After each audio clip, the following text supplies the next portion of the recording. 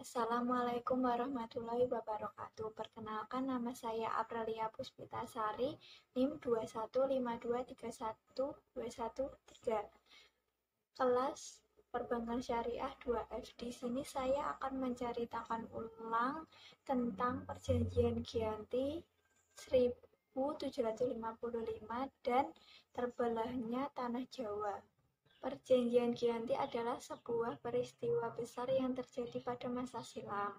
Situs ini hadir sebagai perekat atau mengingat kepada masyarakat telah terjadinya peristiwa tersebut.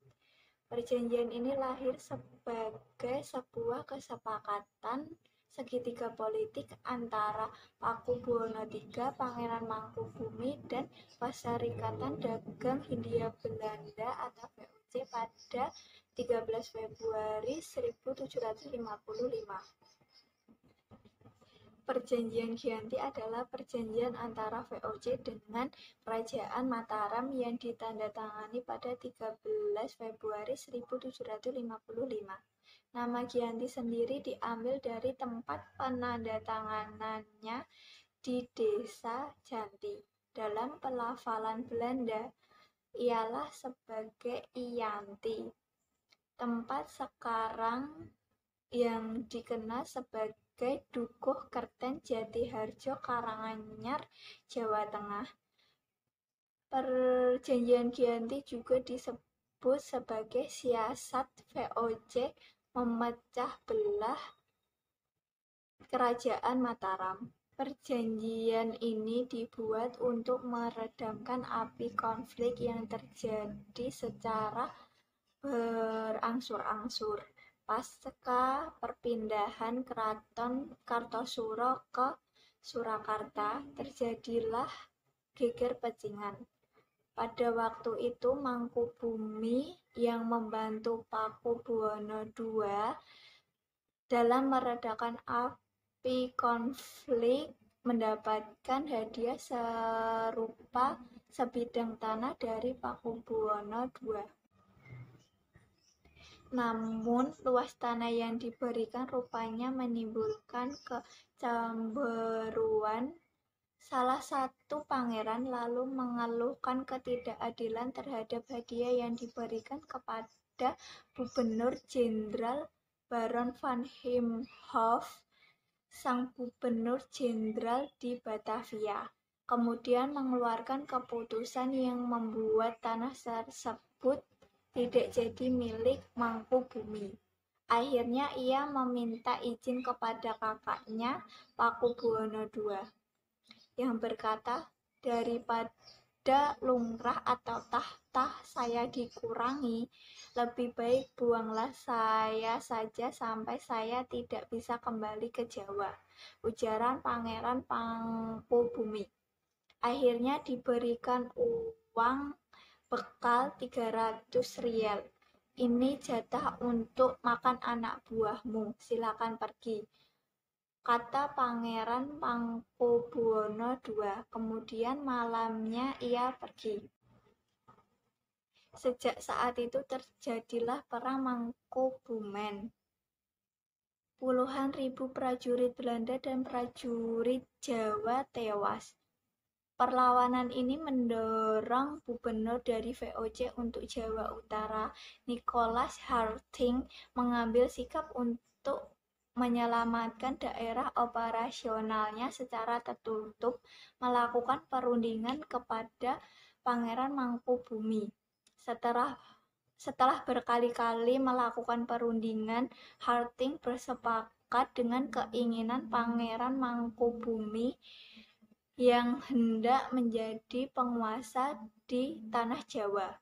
Pada tanggal 23 September 1754, nota kesepakatan antara VOC dan Mangkubumi telah terlaksana. Nota tersebut disampaikan ke Pakubuwono III sebagai pengganti Pakubuwono II. Nota tersebut mengatakan bahwa Pangeran Mangkubumi mendapatkan wilayahnya. Pada tanggal 4 November 1754, Pakubuwono III menyatakan persetujuannya terhadap hasil perundingan Gubernur Jawa Utara dengan Mangkubumi tersebut. Surat pernyataan itu disampaikan oleh Pakubuwono III kepada Gubernur Jenderal VOC Jacob Moschal. Kesepakatan ini mendorong terjadinya sebuah perjanjian besar yang ditandatangani di Desa Giyanti, beberapa kilometer sebelah timur Surakarta. Penandatanganan perjanjian Giyanti ini menjadi pangkal dari terbelahnya tanah Jawa menjadi dua bagian, atau yang disebut dengan istilah Palihan Nagari. Hal ini menjadi awal mula naiknya tahtanya Mangkubumi di Yogyakarta sebagai Sri Sultan Hamengkubuwono I dengan gelar Senopati ing Ngalaga Sayyidin Panatagama Khalifatullah. Sejak ditandatangani perjanjian tersebut pada 13 Februari 1755.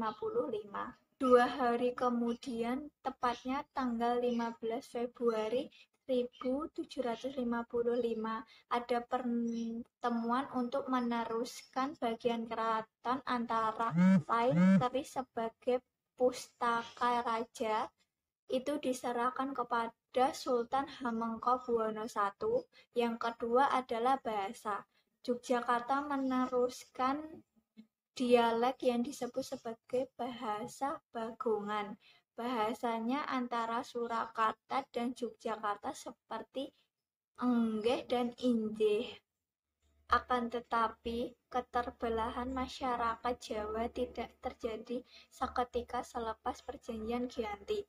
Proses pembagian wilayah dan juga aspek-aspek lain seperti bahasa mengalami proses panjang yang berjalan seiring waktu. Perjanjian Giyanti juga tidak merincikan pembagian wilayah. Pada gilirannya menimbulkan rentetan-rentetan peristiwa. Pembagiannya sengaja diacak sehingga banyak wilayah-wilayah yang tumpah tindih satu sama dengan yang lain. Ada beberapa wilayah Jogja sekelilingnya wilayah Solo, dan ada juga wilayah Solo sekelilingnya wilayah Jogja, sehingga mengalami atau mengakibatkan kecenderungan untuk konflik di antara kedua kerajaan tersebut. Sementara itu, pasca perjanjian Giyanti, Raden Mas Sahid atau Pangeran Sambernyawa yang dulu membantu Pangeran Mangkubumi masih terus melakukan pemberontakan, seperti halnya yang dilakukan Mangkubumi. Pangeran Sambernyawa juga Pakubuwono turut menuntut haknya sebagai penguasa wilayah. Dalam gerakan pada Oktober 1755, Pangeran Sambernyawa berhasil mengalahkan satu kelompok pasukan VOC, dan pada Februari 1756 juga hampir membakar keraton yang baru saja didirikan di Yogyakarta. Setelah perang bertahun-tahun, VOC akhirnya menyudahinya dengan penandatanganan perjanjian Salatiga pada 1757. Perjanjian ini membuat tanah Jawa kembali terbagi. Pada perjanjian ini disepakati bahwa Pangeran Sambernyawa mendapatkan sebagian dari wilayah Kasunanan Surakarta dengan wilayah yang kini disebut sebagai wilayah Kadipaten Mangkunegara. Pangeran Sambernyawa pun berjatah tahta dengan gelar Kanjeng Gusti Pangeran Adipati Arya Mangkunegara Lelana Jayamisesa Senopati ing Alaga Satriya Raga Mataram ing Nagari Surakarta Hadiningrat. Keterbelahan Jawa ini di kemudian hari belum berhenti.